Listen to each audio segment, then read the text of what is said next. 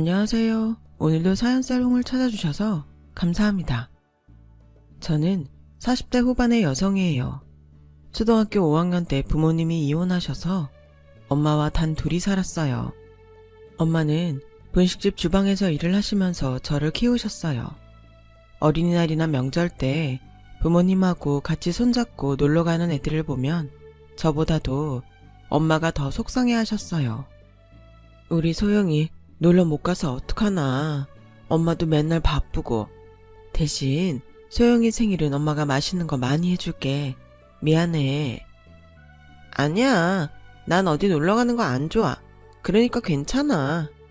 라며 엄마를 안심시키려고 애썼어요. 제가 어렸지만 엄마가 힘든 걸 알고 있었기 때문이었죠. 물론 부모님 두 분하고 있는 애들이 부러울 때도 있었지만 그때뿐이었어요. 엄마가 아빠 때문에 마음고생도 많이 하셨고 아빠가 저나 엄마한테 잘해주시지는 않았거든요. 그래서 아빠가 없어서 크게 아쉽거나 하지는 않았어요.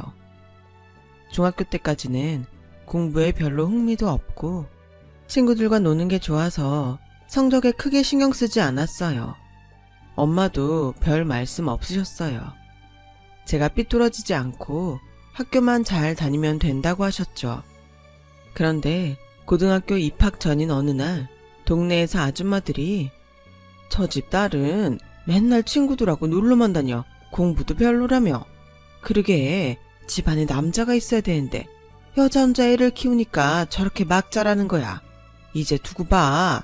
쟤 언제 크게 사고 칠걸? 라며 수근대는 소리를 듣게 됐어요.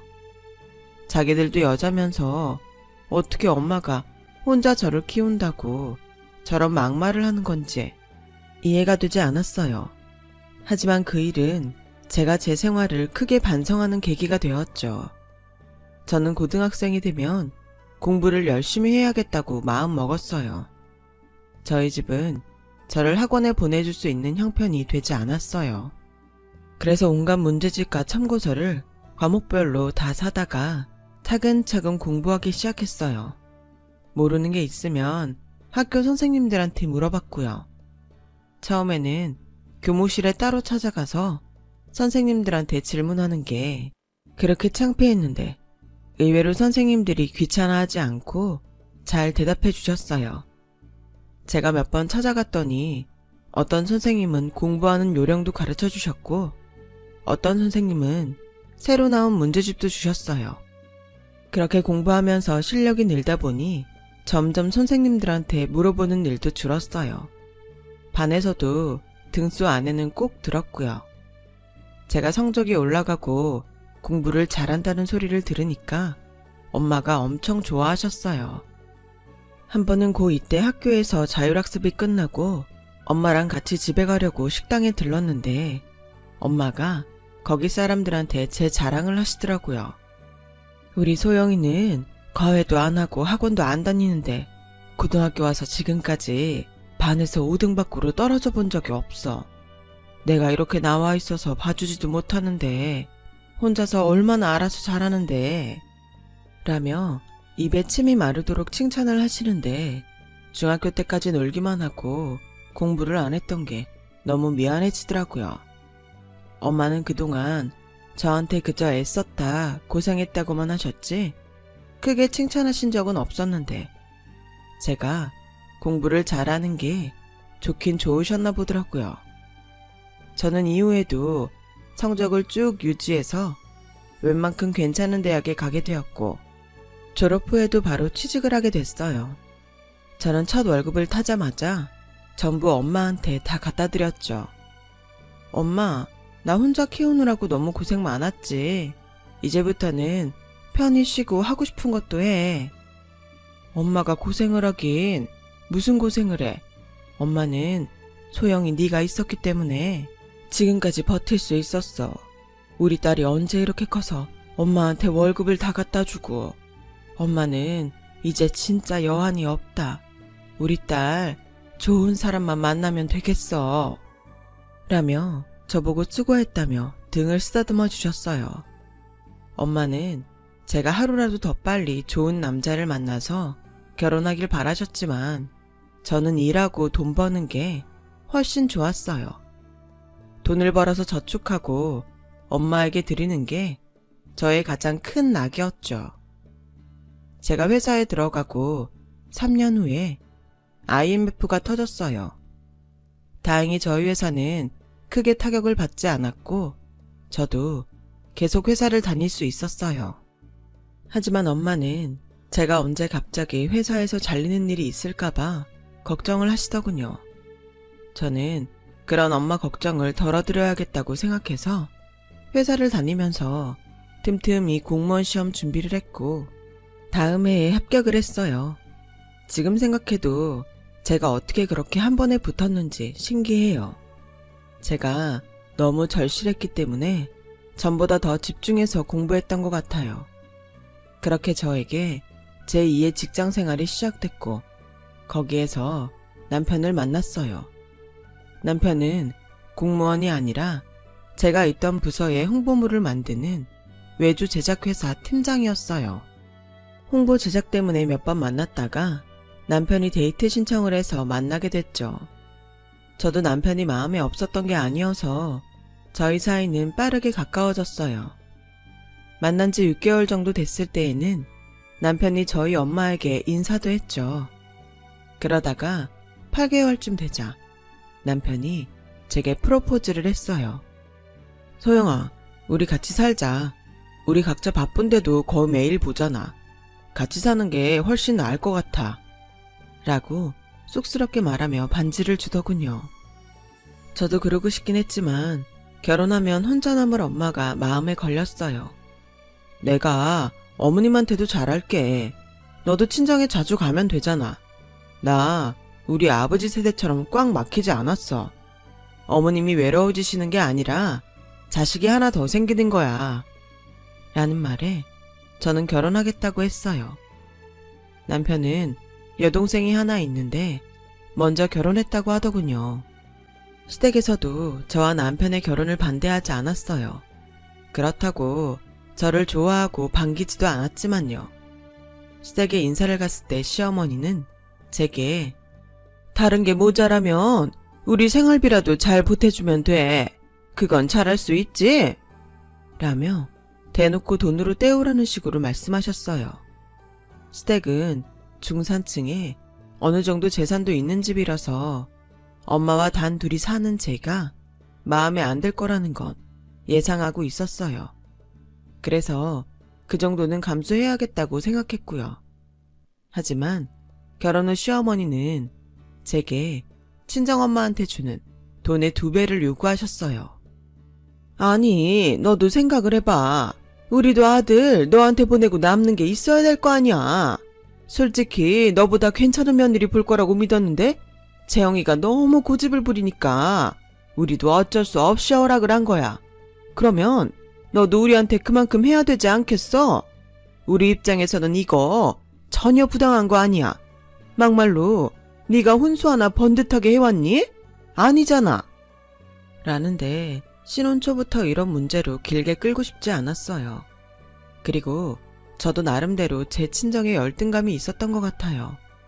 저는 시댁 앞에서 당당하지 못했고 결국 시어머니가 말하는 대로 하게 됐어요.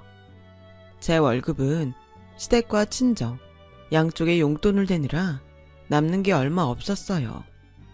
그렇게 1년쯤 지나자 제가 점점 지쳐가더라고요. 게다가 남편 회사는 일감이 많이 없어져서 어려운 상황이었어요. 월급도 몇 달씩 안 들어올 때도 있었고요. 제가 혼자 모든 걸 감당해야 하니 더 스트레스가 쌓였죠. 남편은 처음에는 좀 미안해하는 것 같더니 나중에는 오히려 더 큰 소리를 쳤어요. 너야말로 위에 얘기 좀 잘해서 우리 회사 일감 좀 갖다 줘. 그 자리에 앉아서 내 체면 세워주는 일도 제대로 못해? 그러면서 뭘 나한테 양쪽 부모님 용돈을 안 준다고 난리야. 정 힘들면 장모님 용돈을 조금만 주던가 아님 몇 달 쉬던가. 뭐? 그게 말이 돼? 용돈을 줄이려면 시어머니 걸 줄여야지. 당신 어머니는 남편도 있고 집에 재산도 좀 있잖아. 우리 엄마는 나 아니면 아무도 없어. 그럼 내가 누굴 더 신경 써야겠어?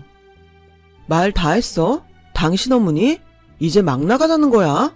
우리 엄마가 어떻게 당신 어머니야? 당신한테 하늘 같은 시어머니야. 하늘이라니, 요즘 세상에 그런 말이 통할 것 같아? 그리고 어떤 하늘이 며느리 등에 빨대 꽂고 살아? 누가 네 등에 빨대를 꽂을 거나 있어? 기본이라도 하고 살라는 거지. 그럼 당신이 해. 왜 당신이 해야 될 일을 나한테 다 뒤집어 씌워? 당신이 어디 나가서 막노동이라도 해서 돈 보내라고. 저희는 점점 싸우는 일이 많아졌어요. 시어머니는 남편과 싸우면 바로 전화를 하거나 찾아와서 네가 뭐라고 내 아들한테 큰 소리야. 네가 뭘 잘했니? 그 알랑한 공무원 자리에서 지 남편 회사에 일 하나도 더 주지 못하는 주제에 어디다 대고 큰 소리를 치냐고. 너 제 날짜에 내 통장에 용돈 안 넣기만 해. 내가 가만히 안 있을 거야. 니네 청사 찾아가서 네가 어떤 애인지 거기 있는 사람들한테 전부 다 까발릴 거야. 라며 협박 같은 말을 하기 일쑤였어요. 저는 웬만하면 남편하고 같이 살고 싶지 않았어요. 하지만 진지하게 이혼을 고민할 때 임신 사실을 알았어요. 이혼은 못하겠구나 생각하고 포기했죠. 아이를 갖고서도 거의 쉬지 못하고 일만 했어요. 직장에서도 집에서도 늘 제가 할 일이 쌓여 있더라고요. 남편은 일이 없는 날에는 집에서 빈둥빈둥 놀면서도 손가락 하나 까딱 안 했어요. 저는 결국 진통이 오는 날까지 출근을 했다가 직장에서 병원으로 갔어요. 분만실에 들어가기 전까지 저는 남편과 시댁 식구 얼굴은 보지도 못했어요. 친정엄마 혼자서 제가 안타까워서 어쩔 줄 모르고 옆에 계셨죠. 아들을 낳고 몇 시간이 지나서야 남편이 오더니 장모님 고생 많으셨죠. 제가 회사 일이 너무 바빠서 이제 이렇게 왔네요. 당신 너무 수고했어. 라는데 엄마가 아무 말씀도 안 하시더라고요. 제가 아무 얘기 안 했는데 언제부터인가 엄마가 남편이나 시댁이 저한테 어떻게 하는지 눈치를 채신 것 같았어요. 남편이 왔다가 다시 회사 핑계를 대고 나간 다음에 시어머니가 왔어요. 그때 엄마가 잠깐 매점에 가느라 자리를 비우고 안 계셨어요. 고생은 했는데 아들 낳았다고 목에 힘주지는 마라. 우리 집 그런 집안 아니야. 남들 다 낳는 아들 낳은 게 뭐 그리 대단하다고. 그건 그렇고 너 오늘이 무슨 날인지는 알지? 용돈 넣는 날이다. 애기 낳았다고 계좌이체 못하는 거 아니잖아. 아님 지금 나한테 줘도 되고. 뭐가 어째요? 그걸 말이라고 하세요. 라는 엄마의 목소리에 저와 시어머니는 깜짝 놀랐어요. 엄마가 시어머니가 한 얘기를 다 들으셨더라고요. 시어머니도 놀라서 엄마를 보더니 곧 아무렇지도 않게 사부인 지금 저한테 큰 소리 치신 거예요? 시어머니가 며느리한테 그 정도도 말 못합니까? 사부인이 그렇게 싸고 도니까 얘가 이러는 거 아니겠어요? 아무리 사부인한테 귀한 딸이라도 저희 집 며느리예요. 제가 뭘 싸고 돌았어요? 지금 그게 막 애 낳은 며느리한테 할 소리예요? 여기 나가서 다 물어보세요. 어떤 시어머니가 이렇게 막대 먹었는지. 지금 저한테 막대 먹었다고 하셨어요? 아니, 막대 먹은 집안 받아줬더니 이런 식으로 안 갚음을 하나? 라는 말에 저는 더 이상 참지 못하고 그만하세요. 어머니 저희 엄마한테 한마디만 더 하면 저 못 참아요. 그러니까 이제 가세요. 더는 어머니한테 돈 못 드려요. 어머, 뭐 이런 뻔뻔한 사람들이 다 있어. 돈을 못 줘? 그럼 너도 더 이상 내 아들하고 못 사는 거 알지? 어디 갓난쟁이 데리고 여자 혼자서 살 수 있겠어? 라는 말에 엄마가 다시 얘가 왜 혼자예요? 내가 이렇게 두 눈 시퍼렇게 뜨고 살아있는데 이런 식으로 맨날 우리 딸 협박한 거죠. 그딴 집안에 우리 딸 더 있게 하고 싶지도 않아요. 그렇게 소리를 질렀고 저도 저 그 집에 다시 안 돌아가요. 그러니까 가세요. 라며 이혼하겠다고 선언해버렸어요.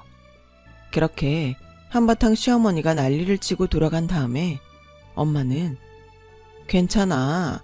엄마랑 같이 살면 되잖아. 다 잘 될 거니까 걱정하지 마. 라며 저를 다독이시더라고요. 저는 엄마한테 미안했고 제 처지가 서럽기도 했어요. 아이를 낳았는데 남편한테는 제대로 축하도 못 받고 이혼을 하게 됐으니까요. 하지만 엄마 앞에서 눈물을 보일 수는 없었어요. 혼자서도 잘 살겠다고 마음을 굳게 먹고 아들과 같이 퇴원을 한 다음에 남편에게 이혼 서류를 보냈어요. 남편은 위자료를 요구하지 않으면 이혼하겠다고 했고 저는 그러겠다고 했죠. 하루라도 빨리 그 사람들한테서 벗어나고 싶어서였어요. 출산 휴가가 끝나고 다시 직장을 나가면서 전보다 더 바쁜 생활이 시작되었어요. 엄마가 아이를 봐주시는 시간이 더 많아졌고 저는 일을 하느라 정신이 없었어요. 아이가 좀 자라면서 어린이집에 보내고 엄마도 쉬는 시간이 생겼지만 그래도 아이 때문에 계속 힘이 드셨죠. 엄마는 아이와 저의 뒷바라지를 하느라 제대로 쉬지 못하시다가 결국 몸져 눕고 말았어요. 그런데 생각보다 엄마 몸 상태는 많이 안 좋았고 검사 결과 위암 말기라는 통보를 받았어요. 저는 엄마를 입원시키고서 혼자 복도 구석에서 펑펑 울었어요. 그동안 저 때문에 엄마가 고생만 하시고 걱정하시다가 병에 걸린 것 같아서 너무 미안하고 마음이 아팠어요. 그러면서 전 남편과 시댁이 생각이 났고 그 사람들 때문에 엄마가 더 마음 아프고 힘들었을 것 같아서 화가 났어요. 이제는 보지 않는 사람들이었지만 막 찾아가서 한바탕 퍼붓고 싶은 마음이었죠. 엄마가 그렇게 아플 때까지 몰랐던 제 자신도 미웠고요. 결국 엄마는 오래 버티지 못하고 돌아가셨어요. 저는 정말 세상에 아들과 단 둘이 남게 된 거죠. 반은 넋이 나가서 장례를 치르고 겨우 추스르고 있는데 전화가 한 통 걸려왔어요. 정소영 씨 되시죠? 저희 여기 재개발단지 조합인데 아직 아파트 재개발 사인 안 하셔서요. 네? 그게 무슨 말씀이세요? 아파트라뇨? 저희 그런 거 없는데요. 정소영 씨 맞죠? 잘 생각해 보세요. 여기 식당 자리 거기 소유주잖아요. 저는 이게 무슨 말인가 싶었고 그제야 엄마가 생전에 제 앞으로 작은 거 뭘 하나 해놓았는데 나중에 가르쳐주겠다고 하신 말씀이 떠올랐어요. 저는 엄마 방에 들어가서 유품들을 살펴보았어요. 그랬더니 못 보던 서류 봉투가 하나 있더라고요. 봉투에는 제 이름 앞으로 된 땅 문서가 들어있었어요. 어떻게 된 건지 알아봤더니 엄마가 예전에 일하시던 식당 주인이 사정이 어려워지면서 식당을 내놨고 그걸 엄마가 시세보다 싸게 사셨다고 해요. 그걸 엄마는 저한테 주려고 했는데 당장은 큰 돈이 되지 않으니 그냥 묵혀두셨던 것 같아요. 그런데 그 자리에 아파트가 들어서기로 하면서 땅값이 엄청나게 올랐더라고요. 그걸 아무에게도 팔지 않고 있던 엄마는 미처 정리를 못하시고 제 곁을 떠나신 거였어요.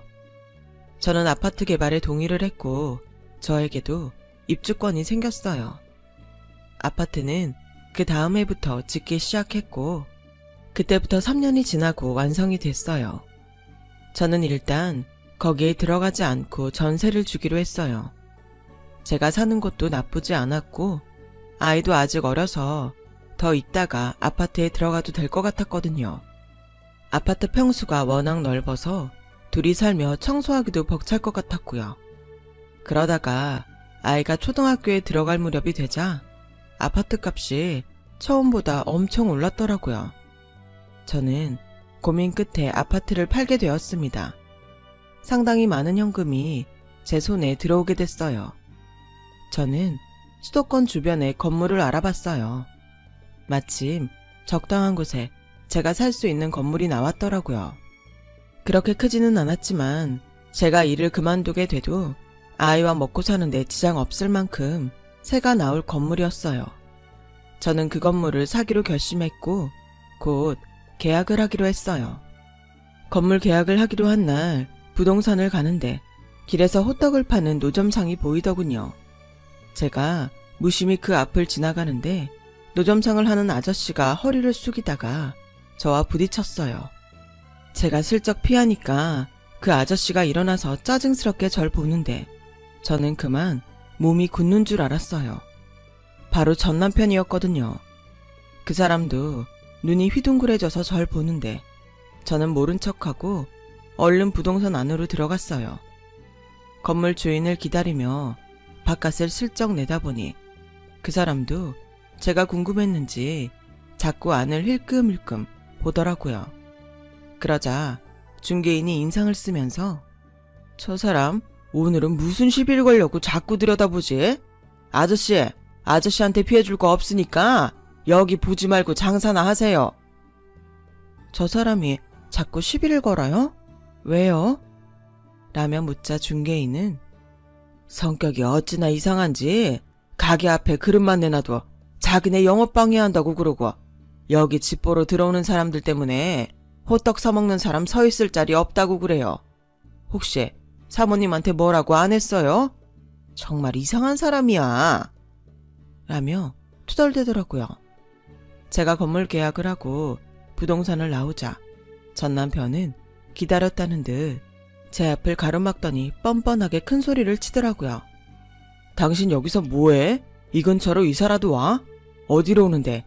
자가야, 전세야? 그걸 그쪽한테 말할 이유는 없는데요. 대기 뭔데 반말하면서 남의 사정을 꼬치꼬치 캐물어요. 라며 차갑게 쏘아붙이자 전 남편은 놀랐는지 우물쭈물 하더라고요. 그때 부동산 중개인이 나와서 제게 사모님, 오늘 건물 상태 다시 확인하고 가시겠어요? 전에 말씀하신 낡은 소화기하고 오래된 물건들 다 빼놨어요. 네, 그럼 보고 갈게요. 같이 가주세요. 라고 했더니 전 남편은 더 눈이 커지면서 어안이 벙벙한 표정이 되더군요.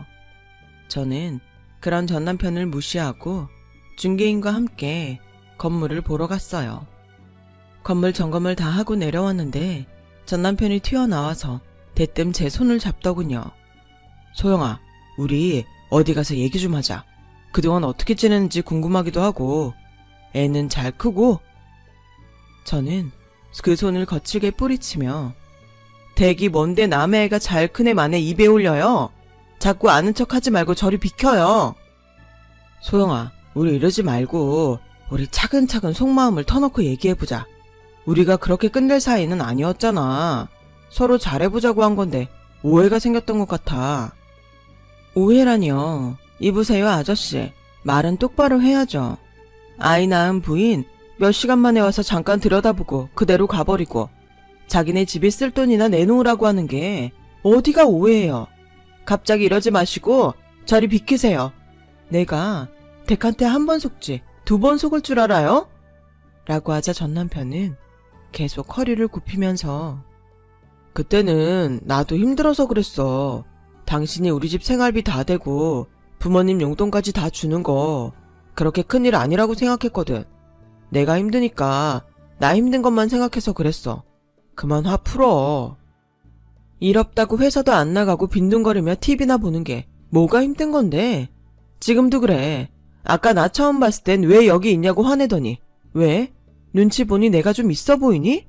되게 그 시커먼 속을 모를 줄 알아? 그리고 자꾸 반말하고 아는 척하면 가만 안 있어. 그동안 애 양육비도 한 푼 안 주고 나 몰라라 했던 것까지 싹 다 받아낼 테니까. 지금 호떡이나 팔면서 줄 수 있는 돈이 아니잖아. 그러니까 내 앞에서 썩 꺼져. 그제야 남편은 계속 미안하다고 하면서 제 앞에서 물러났어요.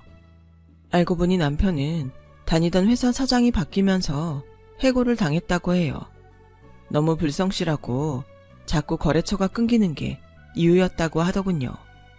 그래서 자기가 사업을 해보겠다고 시댁집을 담보로 대출을 받았는데 그 일도 안 돼서 완전히 망했다고 하네요. 그러더니 얼마 후에는 시어머니가 직장까지 저를 찾아왔어요. 너 우리 재영이랑 만났다며? 그동안 오래 못 보고 지냈는데 이제라도 다시 잘해보면 좋지 않을까 해서 내가 이렇게 왔어. 왜 다시 잘해보면 좋을 것 같은데요? 제가 돈이 많아져서요? 이보세요, 할머니. 자기 자신이 너무 뻔뻔하다고 생각하지 않아요? 당신이 내가 돈 없으면 날 다시 보기나 하겠어요? 자꾸 와서 빌붙을 생각하지 마세요. 난 댁들 다시 볼 생각 눈꼽만큼도 없어요. 그리고 우리 애 들먹이지 말고요. 당신들 우리 애 태어난 거 아무도 축하해주지 않았어. 그저 돈돈거렸지. 한 번만 더 나 찾아오면 당신 아들 그 자리에서 지금 하는 호떡 장사하는 돈도 다 못 받아가게 양육비 소송 걸겠어요. 라고 강하게 나갔더니 시어머니는 머리를 조아리며 울먹이더라고요. 예, 내가 정말 잘못했다. 그땐 내가 어리석었어. 한 번만 우리 다시 봐주면 안 되겠니? 라고 했지만 전 시어머니를 외면하고 사무실로 들어가 버렸어요. 전 남편은 장사도 얼마 못하고 주변 상인들과 싸운 후에 그곳을 떴다고 하더라고요. 그 후로는 전 남편과 시댁 소식을 듣지 못했어요. 저는 몇 년 후 직장을 그만두고 아이 뒷바라지에만 신경을 썼어요. 아이가 대학을 가고 난 지금은 친구처럼 만나는 좋은 남자가 있답니다. 결혼을 할지는 아직 잘 모르겠어요. 지금 이대로 아이와 둘이 사는 것에 만족하거든요. 제 얘기는 여기까지예요. 긴 얘기 들어주신 분들 정말 감사드리고요. 다들 건강하시고 행복하시고 원하시는 일 모두 잘 되시길 바랍니다. 여러분, 사연 댓글에 응원과 현명한 조언 부탁드려요. 좋아요와 구독은 저에게 큰 힘이 됩니다. 오늘도 좋은 일 가득하세요.